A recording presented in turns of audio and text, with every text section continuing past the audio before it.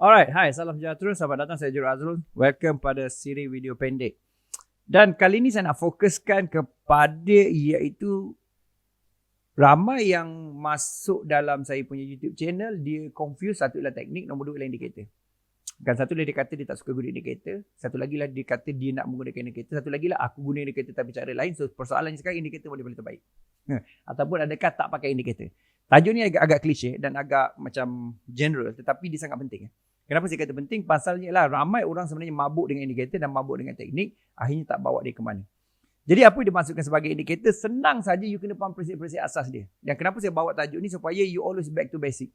Dan kalau you faham kita dalam root to STT lah, kita bukan menyelesaikan masalah indikator, tetapi kita selesaikan macam mana nak guna indikator dengan betul. Dan setiap indikator ada cara dan fungsi yang berlainan, tetapi kita sendiri kena define. So sekali ni saya nak sentuh itu apa yang digunakan sebagai indikator. So nombor satu ialah you kena clear, iaitu indikator ni sebagai penunjuk arah. Dia adalah signal penunjuk arah. So nama dia pun indicate kan, indicator kan. Indicator kan, indikator maksudnya dia sebagai penunjuk arah.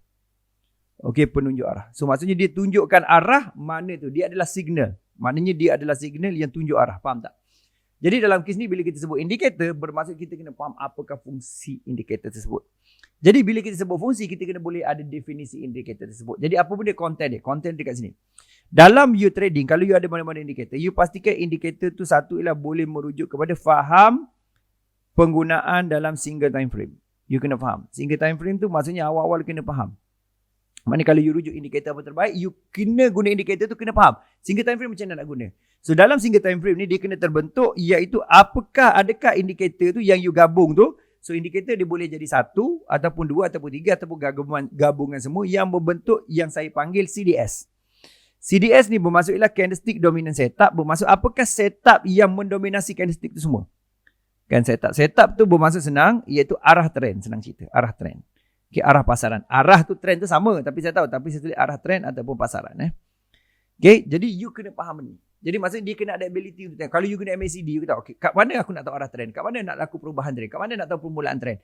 Dan trend juga kena tahu lah ada 4 jenis trend kan. You dah biasa iaitu trend reversal zone, trend start, trend confirmation, trend continuation. Kat mana nak define benda? Sebab tu saya kata ialah penting untuk faham market structure.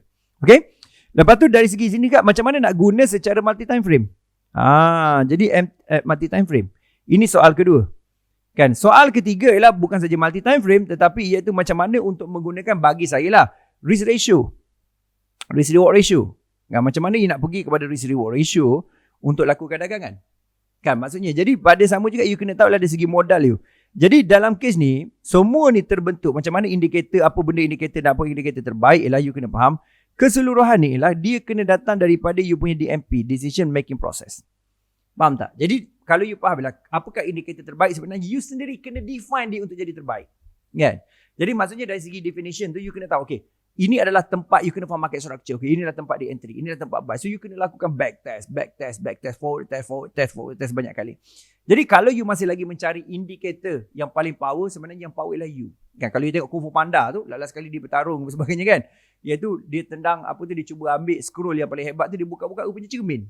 Dia tengok muka dia, rupanya orang yang hebatlah kita sendiri. So apa yang membuat indikator tu bagus bukan indikator, kita sendiri. Macam mana nak baguskan dia, ini tips yang saya bagi tadi. Iaitu melihat dia tu mesti ada ability faham dari segi single time frame macam mana guna dia, multi time frame macam mana guna dia, dari segi risk reward macam mana guna dia, macam mana. Ini yang sebenarnya penting. Jadi maksudnya tak guna indikator pun boleh.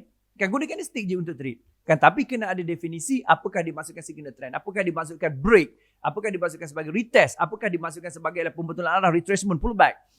Dan apakah yang dimasukkan sebagai ialah you modal berapa je nak grow, ada kat plan iaitu plan dagangan ataupun plan pelaburan. Kan kena ada jangka masa panjang. Dan macam mana pula you nak counter, iaitu kalau you dah profit dan juga kalau you dah loss. Profit over confident, loss jadi takut. Kan? Jadi maksudnya point utama ialah indikator mesti define pada you. Kalau you tanya, sebab saya tengok kadang-kadang kan, saya menggunakan ilmu lain, adakah saya akan bercanggah dengan masuk yang coach saja? Dia tak faham sebenarnya. Dia tak faham. Jadi kenapa saya highlight ni, sebab ada yang respon dari YouTube saya sebenarnya. Dan saya rasa soalan tu menarik kan. Memang saya kadang-kadang menganjing kan. Menganjing untuk mengejek atau peli atau sarkastik. Tak. Point saya ialah sebenarnya ialah saya nak you faham apa benda sebenarnya maksud indikator.